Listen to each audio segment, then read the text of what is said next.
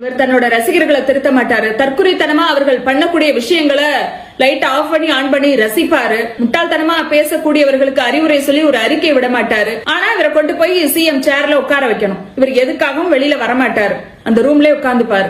ஆனா இவர் 2026ல சிஎம் ஆயிடணும், என்ன ஆனாலும் சிஎம் ஆயிடணும். அப்புறம் இன்னொரு விஷயம் சொல்றாங்க, கரூர் போக முடியல, அனுமதி கொடுக்கல. யார் அனுமதி கொடுக்கல? எப்ப அனுமதி கேட்டீங்க? அதுக்கான ஆதாரம் எங்க? வெளியிட்டு இருக்காங்களா? கிடையாது. கரூர் சம்பவம் நடந்த உடனே எப்படி ஒரு கட்சி மேல பழிய தூக்கி போட்டாங்களோ அதையே இப்ப வரைக்கும் மெயின்டைன் பண்றாங்க அழகா. நாளைக்கே விஜய் ஆட்சியை பிடிக்கிறாரு, அதிகாரத்துக்கு வராரு அப்படின்னா வரமாட்டார், வர முடியாது, வர வாய்ப்பில்லை. ஒரு கற்பனைக்கு இவர் அதிகாரத்துக்கு வராரு, ஆட்சியை பிடிக்கிறாரு அப்படின்னே வச்சுப்போம். கற்பனைக்கு தான் சொல்றேன்.